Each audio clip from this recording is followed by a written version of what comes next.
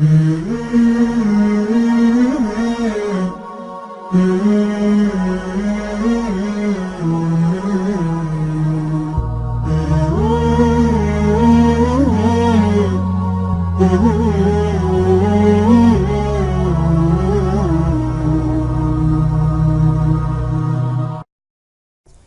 the Quran, Allah talks about people who spend extravagantly, and there are two words used for it.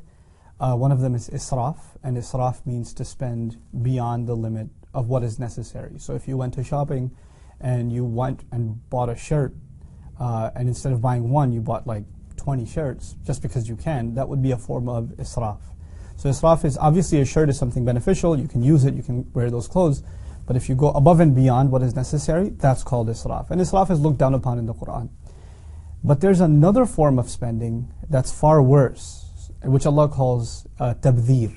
And tabdhir is when you're spending on stuff that you don't actually need. To begin with, it's not even a fundamental need. So you're buying it for just absolutely vain purposes. There's really no significant necessity that is being met by something that is bought using tabdhir. Now, the words for tabdhir, you could just say spending extravagantly or spending frivolously on frivolous things. The word Allah uses for that tabdhir, He describes it saying, إِنَّ الْمُبَذِّرِينَ كَانُوا إِخْوَانَ الشَّيَاطِينَ.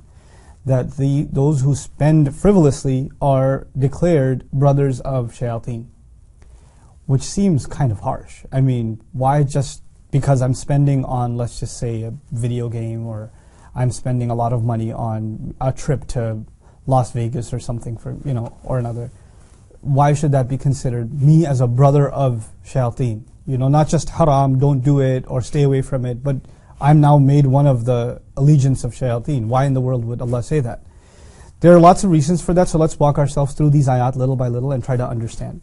First of all, رَبُّكُمْ أَعْلَمُ بِمَا فِي نُفُوسِكُمْ إِن تَكُونُوا صَالِحِينَ. First thing Allah says, your master knows what you have deep inside yourselves if in fact you do mean well, if you're good people.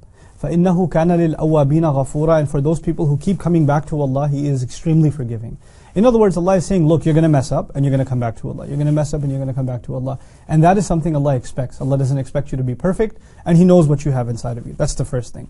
The second thing Allah says right after that in Surah Al-Isra is وَآتِ ذَا الْقُرْبَ حَقَّهُ وَالْمِسْكِينَ وَابْنَ السَّبِيلِ وَلَا تُبَذِّرْ تَبْذِيرًا. Give the close one, the one that has closeness to you, which could be a relative, could be a family member, give to them what they deserve. آتِ ذَا الْقُرْبَ حَقَّهُ. And it's used in the singular, not ذَوِي الْقُرْبَ حُقُوقَهُم. ذَا الْقُرْبَ حَقَّهُ, which means you have to think about every single relative and what they might deserve. Like you have to think of your relatives individually because of the ayah. وَالْمِسْكِينَ, and then think of the one who is in a helpless situation. They're stuck financially, they're stuck because of their circumstance. Maybe they're sick and can't work, something like that. That's a miskin.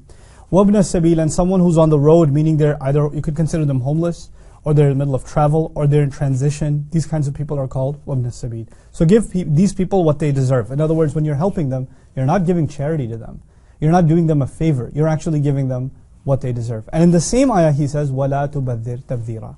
And don't spend frivolously, going out of your way and spending in tabdhir. Now what does that mean? That actually means, by making it one ayah, Allah is first telling us that money that you're spending recklessly, actually there were people who deserved it. So the first crime you're doing is you're depriving people that need, and you're spending it somewhere else. Now when people need money, and they're desperate, and you could have helped them but you didn't, and there are millions of us who can help, and millions of us start spending frivolously instead of helping others, and a culture of that is created. What happens on the one side? The people of need, they may resort to desperate means to try to make ends meet. So you can create crime in society because, the lower income areas in any part of the world, you'll find more crime in those areas, right? So when their needs are not met, more and more people resort to crime. More and more young men become desperate and do, things they'll regret later on in their life, and young women. So now you have this is, by the way, this is what shaitan wants. So in one sense, you've aided shaitan without even realizing, on the one side, where you've created this kind of evil in society by not taking care of those who need. But the other thing, just before I go on, is a balance. Allah says, وَلَا تُبَذِّرْ تَبْذِيرًا. Don't go out of your way to spend frivolously. Allah didn't let us become extreme either. In other words, Allah is not telling you, listen, you can never, ever, ever buy yourself something that you don't absolutely need. Like you go to the grocery store and you're like, hey, I want to get some flowers. Well, you don't need flowers technically, you can survive without them, but that's okay. Allah is saying, لا تبذر تبذيرا, by saying that He's saying, you're always going to spend on some things that you don't absolutely need. That's okay, but don't make a habit out of it, and don't go out of your way to do it. And don't do it in extreme cases where you're spending hundreds, if not thousands of dollars. In some cases, people spend millions of dollars on stupid things. Don't become one of those, because that's evil. Then the next ayah says, إِنَّ الْمُبَذِّرِينَ كَانُوا إِخْوَانَ الشَّيَاطِينَ. No doubt about it, those who engage in this kind of spending. And look at the remarkable language. Allah does not say, إِنَّ الَّذِينَ بَذَّرُوا. Those who engaged in this act of spending. Al-Mubadhirin is a noun. It's an ism fa'il. What nouns are, they're permanent. So people who are permanently in this state, they're always doing this kind of thing, they perpetually, spend in this way, they have been declared brothers of shaitan. Now this is really interesting, because in marketing, you learn about consumer society and you actually profile different kinds of consumers. So for instance, if there are people who have millions of dollars to spend, and they are kind of bored by just spending money on a car, or just spending money on, a big screen TV or whatever. Now they want to, what else can we spend money on? They get a little more creative with what they want to spend money on. So you'll find them spending money on gambling, right? You'll find them spending money on expensive wines, and they might even get involved in some kind of filthy, their own kinds of clubs and this sort of thing. So they create an entire elite entertainment industry, right? That is catered to the needs of the very, very wealthy, because they have disposable income and they've got money to spend on booze, and they've got money to spend on gambling, and they've got money to spend on whatever, prostitution, all kinds of filth. That industry could not have existed if the wealthy were not spending money on it.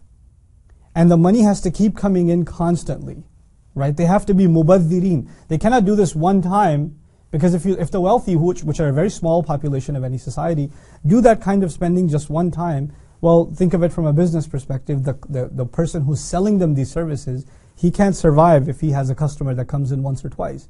He needs a regular customer. So they actually become mubadhirin. They become people who spend frivolously, regularly. And thus they create and flourish the gambling industry and the alcohol industry and the prostitution industry, you name it. They create that entire environment, that entire scene, just by their frivolous spending.